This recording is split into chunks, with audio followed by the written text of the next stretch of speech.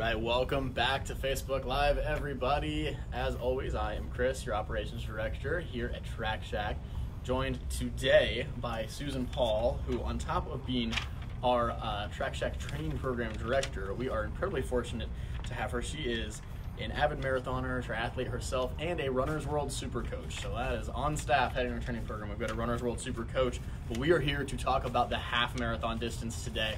More specifically, the OUC Orlando Half Marathon. What Angel was just zoomed in on there is our 13 weeks to 13 miles training plan.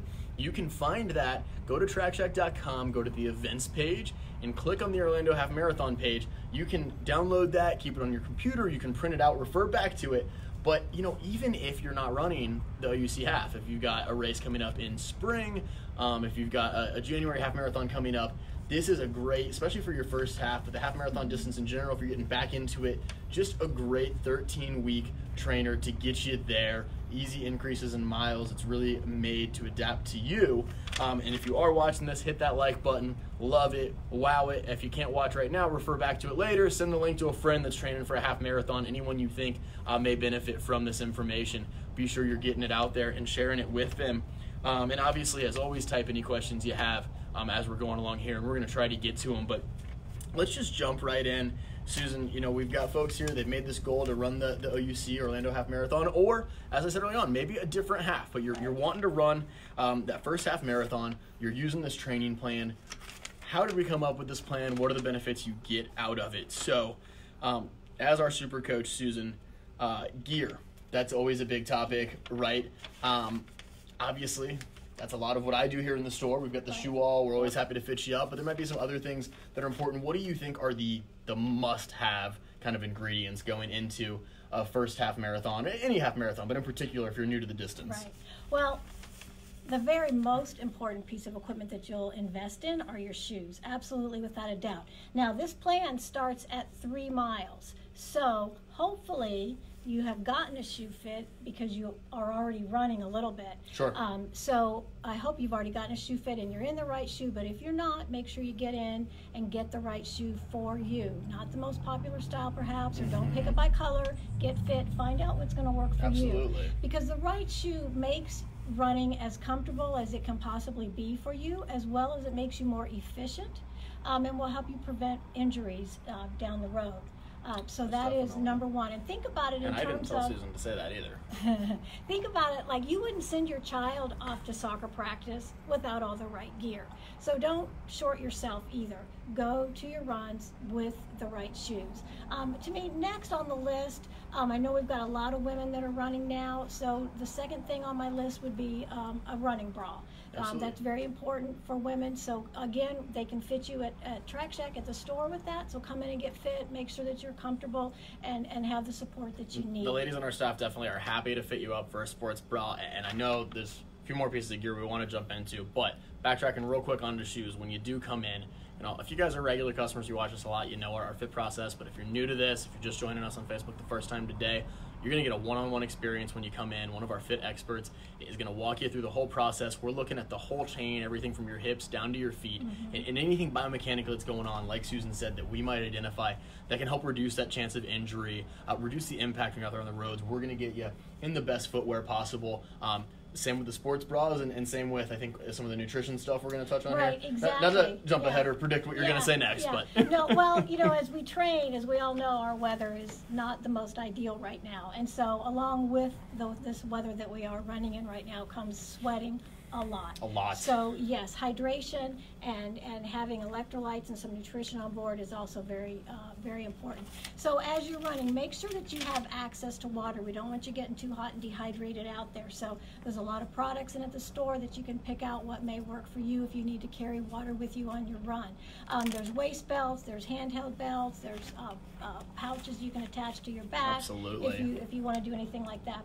But drinking in this weather, drinking water is very, very important. So stay hydrated. Well, you touched on electrolytes also. Yes. Right? So when we sweat, we lose electrolytes. Now, when we sweat here in Orlando, because it's so humid, our sweat doesn't evaporate. So we don't see the electrolytes on our skin as you would, say, out west in a drier climate. But you go run out west and you sweat like we sweat here, and you would have almost like sand, like white crusty stuff all over you. Like that on my watch there? Yes, exactly. So you need to replace that.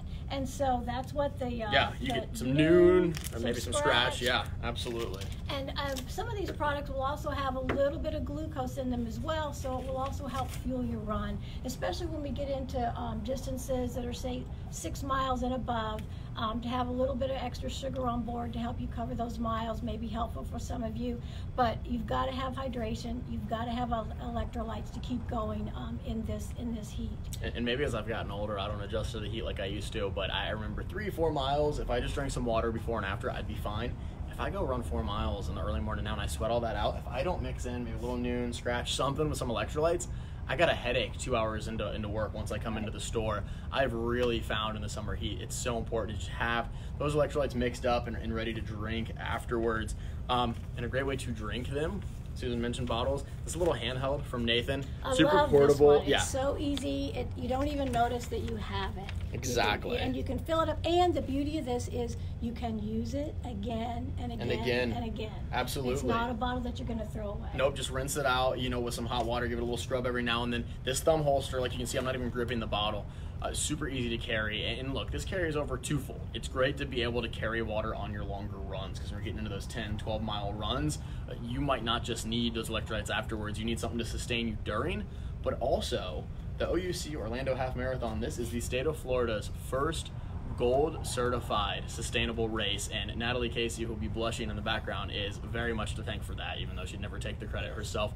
But we're gonna have cups out there. We'll never run out of cups. That's one of the last things, though, that we were trying to make an effort to cut down on, or as much as we're gonna bring them out there for you, we'd rather pack them up and bring them back to the warehouse than see them all be used. And so if you have a bottle you like to use, we so encourage you to bring those, especially to OUC being at that gold certified race. But we want all of our races to be kind, to the earth and to Mother Nature and be as sustainable as possible. So we always encourage you, and actually when you sign up for any of our races, look in your e-race packet, because you may find some deals on some of our hydration products.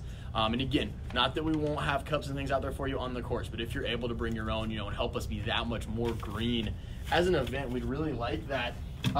So shoes, hydration, sports bras. Is there anything else on gear, Susan, that you think we really need to hit on? Again, with our weather, I think always having the clothes that wick away sweat are Most always, definitely. very, very helpful and may help you prevent chafing. Yeah. Little Body Glide or Sport Shield can help with the chafing too. And it's it's not an absolute necessity, but it certainly is nice. It may make your training much more comfortable. But the other thing people may want is a watch. Yeah. And you can go as simple to as complicated as you want. If you want to track your miles, if you want to track your time, your pace, your heart rate, you can track all that with a watch, or you can just simply get a very simple watch that is just going to tell you time. So it doesn't have to be anything fancy. It just depends on your needs, but it is a great motivator to see the time that you're able to run increase, to see the miles increase, and then your pace also. So it can really help feed your training. For sure. And some of them have little training incentives built into them. Do, yes. If you like that, you might have this plan downloaded, but beyond that, you want that little extra motivation. There's plans in the Garmin watches, especially, you can download to help guide you for those distances that you're running. And of course, the person who can guide you much better than that watch is Susan Paul. You can always sign up for our TrackShack training programs if you are training for that first race and you want those hands-on resources. We do have one of the largest and I think best marathon. A little biased. And we're both a little biased. But I can't preach enough the quality of the program that Susan's put together. And if you're prepping for that first half or full marathon, the benefits of having that group accountability. But we've come back to weather. Well, yeah, and one of the beauties, though, I think, of running, just to touch on that, sure. is that Yes, you can join a group, and you can group train, and we offer Sure. that. But the beauty of running is its simplicity. Yeah. And truly all you need are your shoes, and you Absolutely. can go out, you can do it on your own, you can do it anytime, any place, anywhere. And so But if you do it in the middle of the day in the summer in Florida, get some electrolytes bring afterwards. some water along with you. But that to me is the whole beauty It of is. using running as your means to fitness, is because it's just so simple and it's very efficient. So available. Yeah, it's Yeah. it's a very effective use of your time. An hour or even 30 minutes of running is a very effective use of your time. For sure. More so than some other forms of exercise. No doubt. I don't know of many things that I can get more out of than a 30-minute run, for sure, for as far as Right. maximizing those 30 minutes, right? But we have touched on the heat a number of times because it is Right, nasty. right. And beyond that, it's hurricane season. We all got so lucky last week, and Right, we obviously did. our hearts go out to those poor folks in the Bahamas. But this time we did not get hit by the storm, but sometimes you do. You're literally trapped in your house 36 hours, or maybe it's not a weather instance, but you're feeling under the weather, or you've got a Right. little tweak in your foot that's keeping you from running. So with this plan only being 13 weeks long, what happens if you do miss a day? Okay. First of all, don't panic. Don't hit the panic button, and don't quit.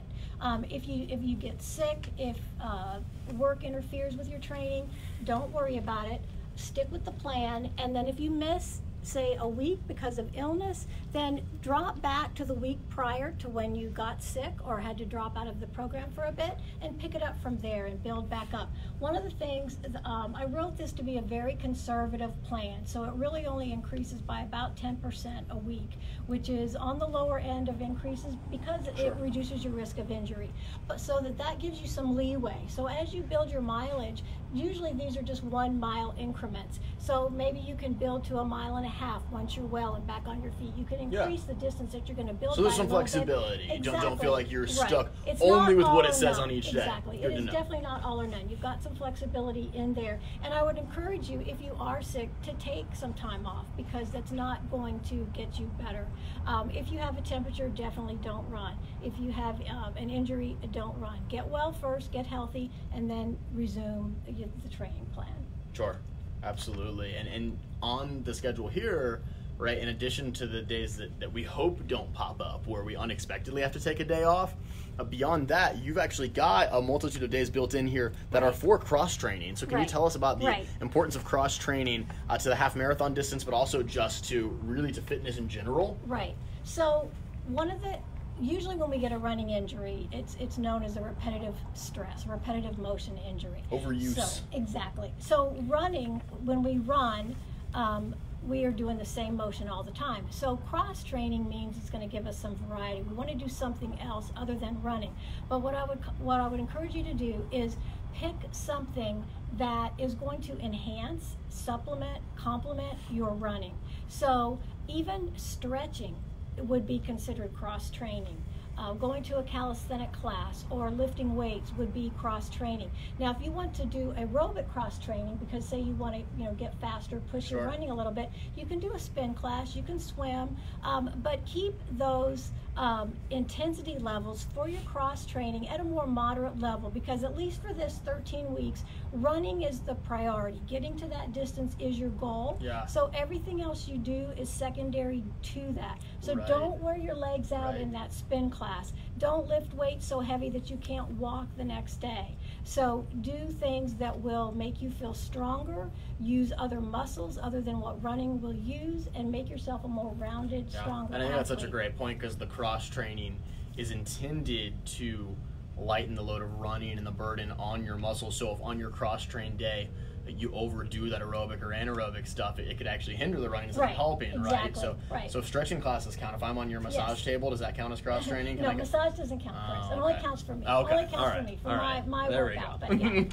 So But you're cross stretching, training. doing strength and stretching exercises will definitely count, and it will help your running so much. Sure. Even though it's not an aerobic workout, it will make you stronger, more efficient, and then therefore even faster. Absolutely. As a faster runner. And beyond the cross training days, the other thing you have built in there, again, like we said, like sometimes you're under the weather, sometimes you've tweaked something in your leg and you're just not able to run that day, even though it's a day you're supposed to, but you've got quite a few built in Right. rest days. You know, Right. it says rest.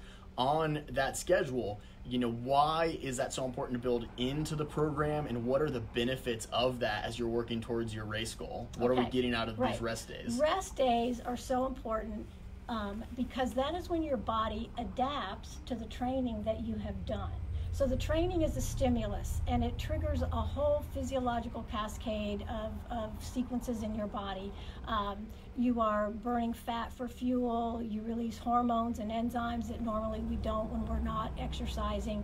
Your heart muscle's getting stronger, all your muscles are getting stronger, tendons and ligaments are strengthening.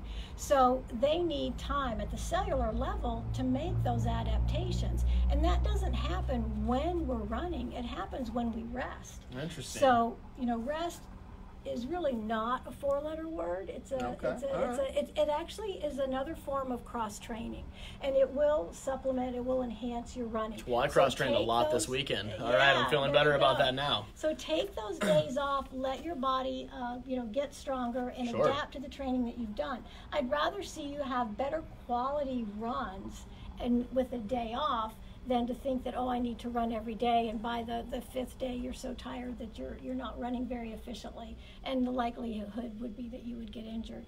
But and also this is intended to be a plan primarily for the beginning runner for the first time doing a half marathon. So again, those rest days are even more important to you as you go through training. And that's a good point too, because in the store all the time I see folks coming in talk about the importance of the rest days, and when they're newer to running, they've got some aches and pains, they're feeling little tweaks, and I think a really important distinction to make, I think in all the sports this is important, right? So like I watched a lot of football this weekend. I was cross-training, but you see, like I would hear the announcers and they're like, people are going to the sidelines and they say, he's injured on that play, and he comes back 2 plays later. Well, an injury is something that keeps you out for extended periods of time, at least how I look at the definition. You might be hurt and be able to go back in and play in a game, or in running, I like to refer to, like I said earlier, as being tweaked or just sore. But for folks that are new to running, on a daily basis, I have new runners coming in, and it's often the same areas. The calves is a huge one. I know you'll touch on some others, but where they are feeling aches, pains, discomforts, things that they can maybe run through, but they aren't sure how to approach it. So what are some of those common aches? When do you know that it's more than just that and need to take some time on the shelf? Can you elaborate on that a little bit more for me, Susan? It's a great point to make, especially for new runners, because you don't have the conditioning that you will have at the end of the program. And so as you go through this process, you are going to be sore. You expect to have sore legs or calves or maybe even a low back.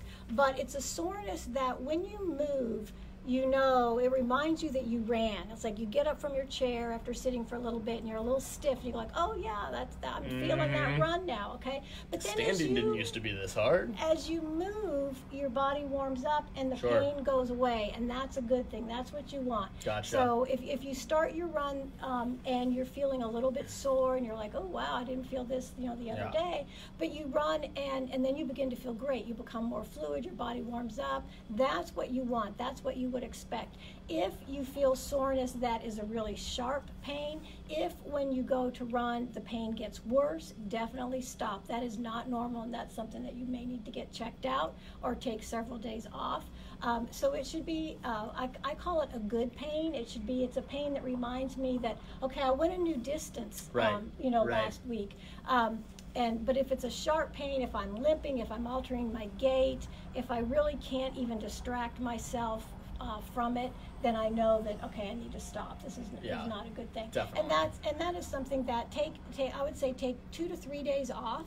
And if you still have that same pain, then you do need to either go see your doctor or physical therapist. And you get it checked out by your healthcare worker. Make sure it's nothing too serious. And I think we can't stress that enough. I mean, and look, this is all about the training and how to get there. And we're talking so much about rest. But when you are new to it, and if you're brand new to running, especially running in this heat, you might hear the next thing I say and think I'm crazy, but folks that are just starting to run and they're training for that first big race, it can be so addictive.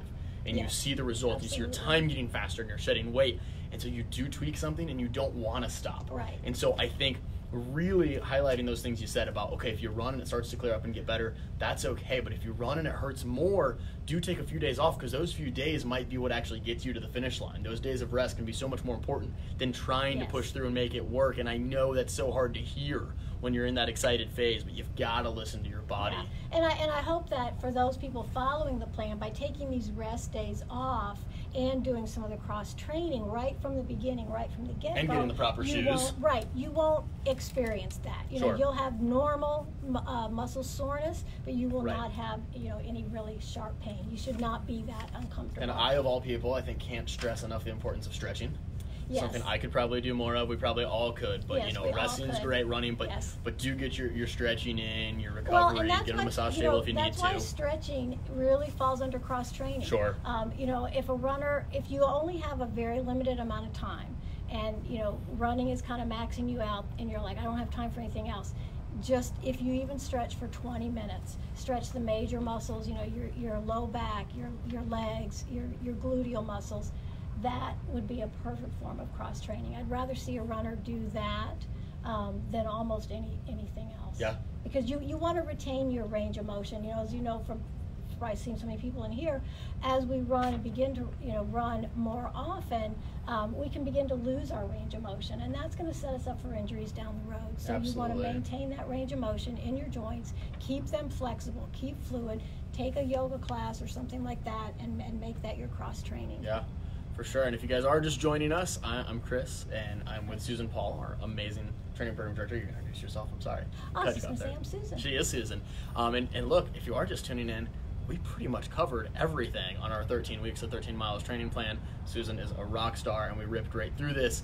But the last point we were talking about, stretches. Maybe you don't know which ones to do. Maybe you've got more detailed questions in general about this plan. So another quick reminder of where to find it. That's TrackShack.com. Click the events link. Click the OUC Orlando Half Marathon page, and there's a link that says training. That's going to pop this up. If you've got questions about places to go to cross-train, activities to do, call the store. Come in person. We'll suggest places to go, suggest things to do. We'll walk you through the stretches for those places that are sore. We'd love to fit you in a new pair of shoes. We'd love to get you some Nathan hydration, maybe load you up on your scratch for electrolytes. But most importantly, we love running, and we love seeing people get excited about our sport. So if your only reason for coming in or calling us is a question about your training program, we are still happy to be that resource and happy to help you out. But for those of you that do know me, I would be remiss if we didn't wrap up without a couple of our plugs, right? So this weekend, Battle of the Bands, 5K out in Castleberry. It's going to be a live band at every mile marker. You vote for your favorite at the end. A little mini craft beer fest as well afterwards. Lots and lots of fun. We've also got our Track Shack Halloween 5K at Baldwin Park coming up, which was an absolute blast last year when I ran it. We're hoping it's going to be just as much fun or even better this year. And stay tuned to our social media too, because we may have some fun Halloween stuff coming up. I don't want to give too much away, but get you guys in that holiday spirit. And I will definitely be out there getting in the Halloween mood, running with you. Hopefully placing like I did last year, but I think I got really lucky. I don't think that's going to happen again. I think some of y'all are going to come out and beat me this time. But last thing is products of the month, guys. Last month I talked about CLA, my absolute favorite hats. They were brand new, so I wanted to talk about them, but Track Shack, we made them our product of the month right now. I had to bring a handful because they have so many fun pop styles and colors. Really good sweatband, keeps that sweat out of your eyes when it's super hot. Vents well, so you're not overheating, and super easy to clean. We've also got Aeropex from Aftershocks, I talked about last time. Super lightweight. Really great sound quality, and they're open ear. So this is bone conduction sound technology. You can hear cars and everything around you while still enjoying your tunes while you run. What we didn't have from Aftershocks last time that we do now is the X Trainers. These are for MP3 only, so you're not running the Bluetooth from your phone. The reason it requires the MP3 download is they are completely submergible. You can actually swim with these. So if you're a triathlete or if you're swimming, doing some cross training, these headphones are an option for that. But Susan, I cannot thank you enough. You are an incredible resource, as always. You know what? I think I already answered that question. We did a one question. No, it's fine. Is yoga good for cross training? And I think Absolutely, when we touched on stretching, yes. Susan did circle that back into yoga, which is awesome. And I think the one thing I would caution runners on when they do any yoga class or any stretching, it's not just yoga, but just stretching in general, is just go to the point of mild discomfort. Don't injure yourself stretching or doing yoga. So, or anything else. So, go into your movement, and you'll feel where your muscle will stop. Absolutely. You, and just stay there. And so you may not be the most flexible person in the class right now, Yeah. but if you keep going, you will be. Absolutely. But Don't feel bad if you have to grab that just don't block like I do. Just don't do too much, just like Yeah. with running. You don't want to do too much, too soon, too quickly. For sure. Well, thank you guys, as always, for joining us. Like this, love it, wow it, share it. Anyone training for a half. And thank you so much, Susan. We'll see you next month talking about running while pregnant.